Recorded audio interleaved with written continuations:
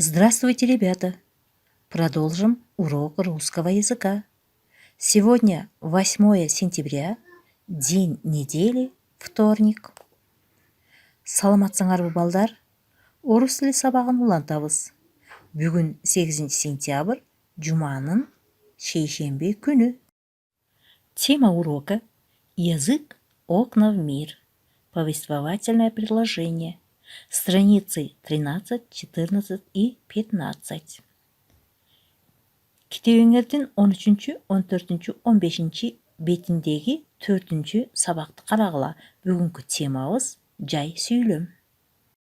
На этом уроке узнаете, с какой интонацией нужно произносить повествовательные предложения. Научитесь строить предложения сообщения о чем-либо и правильно их произносить. Попробуйте себя в роли диктора радио. Балдар, бүгүнкү сабакта жай сүйлөм жөнүндө маалымат аласыңар. Жай сүйлөмдү туура айтууну, туура жазууну үйрөнөсүңөр жана радиодо диктор болууга машыгасыңар. Предложением называется слово или сочетание слов, выражающие законченную мысль. Предложение может состоять из одного или более слов. Законченность предложения выражается перерывом в речи, а на письме обозначаются знаками препинания.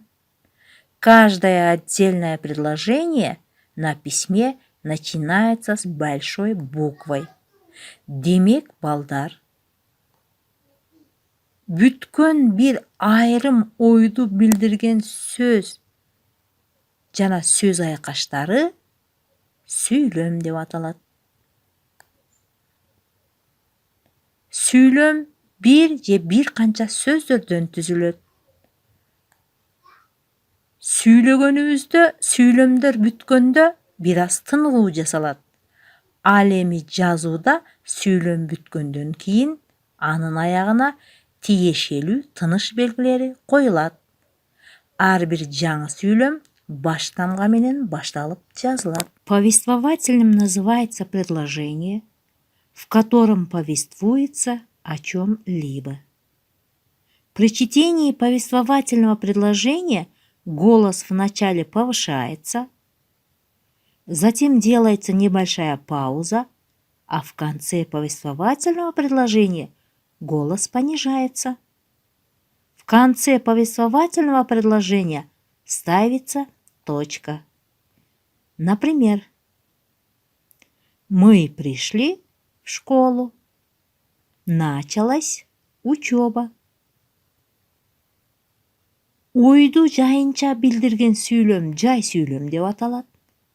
Жай сүйлөм айтылганда сүйлөмдүн башында үн бийигирээк, сүйлөмдүн ортосунда бир аз тыныгуу жасалып, сүйлөмдүн аягында үн акырыныраак айтылат. Жай сүйлөм бүткөндө жай сүйлөмдүн аягына чекит белгиси коюлат. Мисалы, биз мектепке келдик. Жаңы окуу жылы башталды. Ребята, давайте потренируемся правильно произносить повествовательное предложение. Балдар, жай сүйлөмдөрдү туура интонация менен айтып үйрөнөбүз. Слушайте меня внимательно. Мени кунт коюп уккула. Я хорошо знаю русский язык.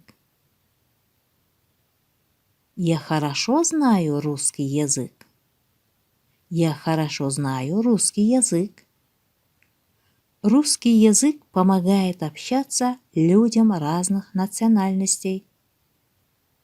Русский язык помогает общаться людям разных национальностей.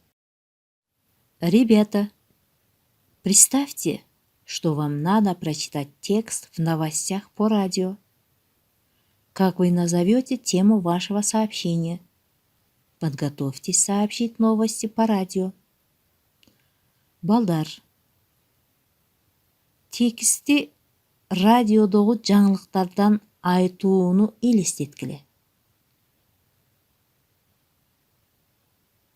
Өзүңөрдү диктордун ордуна коюп көргүлө. Силер тексттин атыны эмне деп атамак элеңер? Анда биз диктор болуп, туура сүйлөп үйрөнөбүз.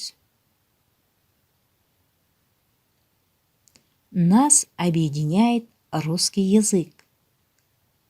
Туристы из Литвы поехали на автомобилях в Кыргызстан. Путь шел через Белоруссию, Украину, Казахстан. Они не знали белорусского, украинского и казахского языков. Но в пути им помогал русский язык. Балдар, үйүңөрдөн бул тексти туура окуп үйрөнгүлө. Задание первое, страница 13. Китебиңердин 13 бетиндеги биринчи тапшырмага көңүл бурабыз. Обратите внимание на образец. Знать – знание, изучать – изучение. Балдар. Биринчи тапшырмада этиш сөздөр берилген. Бул этиш сөздөргө тиешелүү суффикстерди улап, жаңы сөздөрдү пайда кылабыз. Знать – знание. Изучать – изучение. Желать – желание. Обогащать – обогащение. Учить – учение. Уметь – умение. Лечить – лечение. Гореть – горение. Этиш сөздөрдөн ание, эне суффикстердин жардамы менен биз зататошторду пайда кылдык. Ребята, открыли все тетради. Запишите в тетради первую задание. Пишем аккуратно, красиво. Балдар, дептериңерди ачып, биринчи көнүгүүнү жазып алгыла. Сулуу, таза жазгыла. Домашнее задание. Повторите и закрепите информацию о повествовательных предложениях. Упражнение 2 на странице 13 и упражнение 8 на странице 15. Үйүңөргө тапшырма. Жай сүйлөм боюнча алган маалыматты бышыктайсыңар. Китебиңердин 13 бетиндеги экинчи көнүгүүнү үлгү боюнча аткарасыңар. Ал эми китебиңердин 15 бетиндеги 8 көнүгүүдү көркөм окуйсуңар. Урок окончен. Спасибо всем за внимание. До свидания. Сабак соңуна чыкты. Көңүл бурганыңар үчүн рахмат. Саламатта болгула.